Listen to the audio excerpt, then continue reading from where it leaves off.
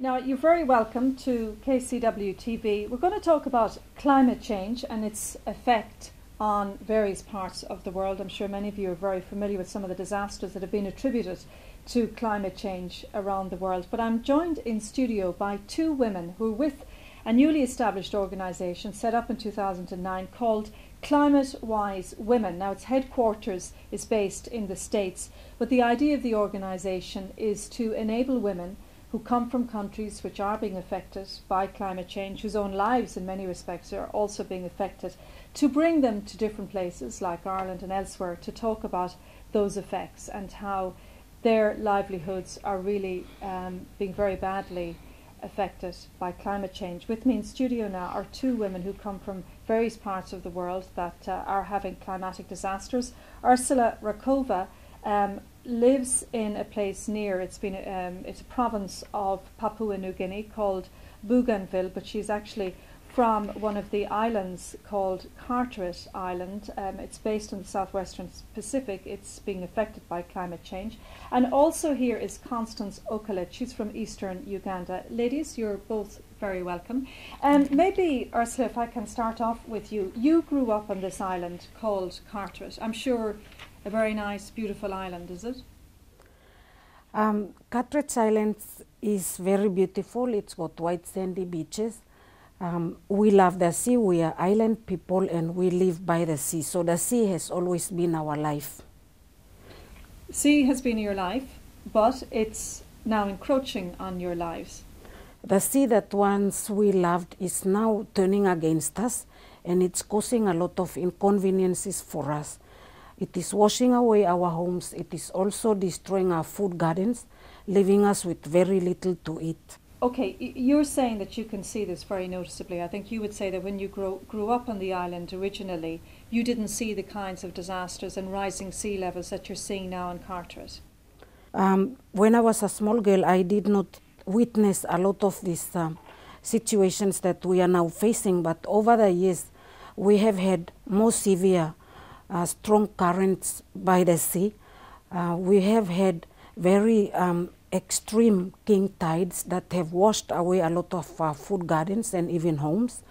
We have witnessed a lot of storm surges, very frequent storm surges, and also the islands are being washed away, eroded really fast. We have just recently witnessed the dividing of one of the atolls, which is a home to me because it is owned by my clan, and we are losing that island really fast.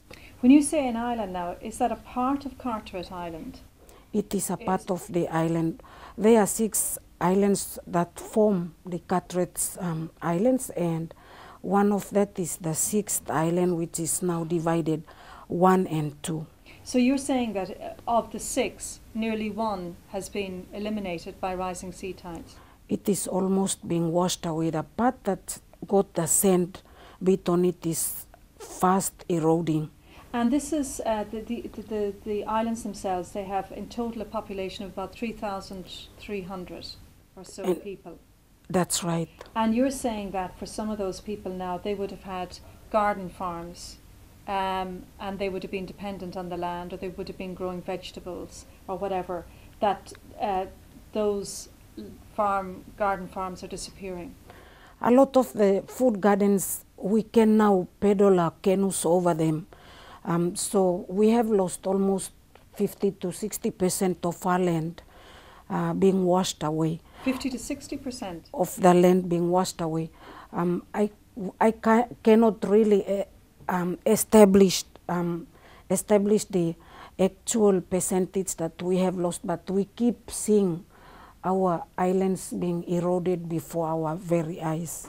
So how many people are leaving, we'll say, the Carteret Islands now because either their lands are being washed away or they fear that at some stage maybe the entire set of islands will be washed away?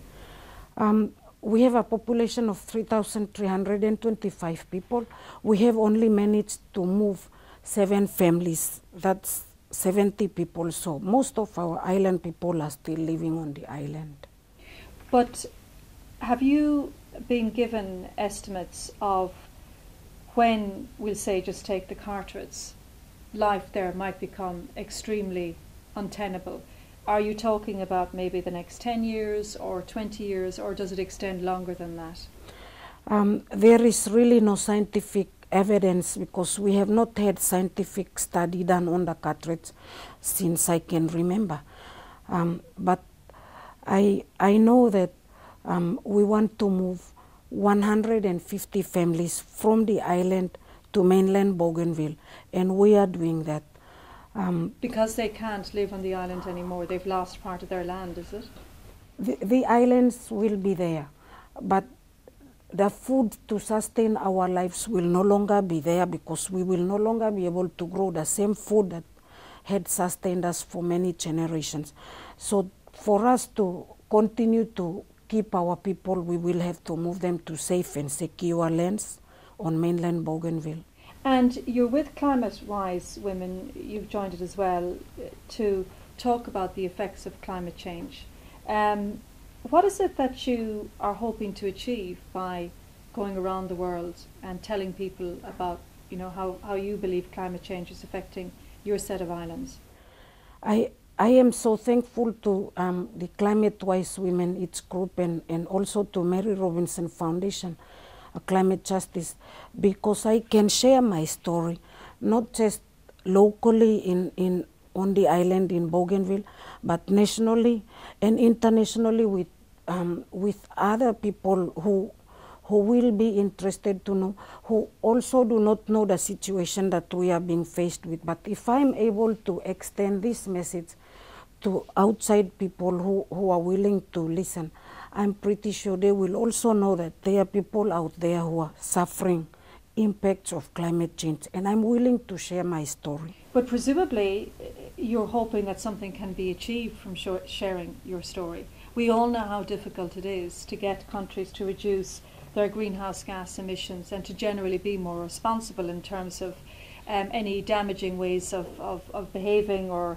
existing that might damage the climate and places like yours. Yeah, and I'd like to say just a comment here. Climate change is the central poverty issue of our time, where we see the world's most vulnerable facing, for example, Carteret Islanders facing greater drought, storms such as flood, hunger and disease, despite being least responsible for causing climate change. I think this is the central issue of my message. That you're suffering, your people didn't cause the climate change, clearly. No. You didn't have the kind of industries to create the kind of greenhouse gases, but you're the ones paying the price. There's the injustice of it, you're saying. Exactly. We do not have electricity on the island, nor do we have generators. Why are we suffering? Why are we suffering impacts of climate change? We are innocent people. We did not cause anybody any harm. But what is it you want then from those countries that did cause the harm? I would ask the countries that are causing this harm to control their emissions, to cut emissions to 350 parts per million if they want to see vulnerable communities like us in the least developed countries survive and continue to live our normal and peaceful lives. Ursula, thank you very much for that.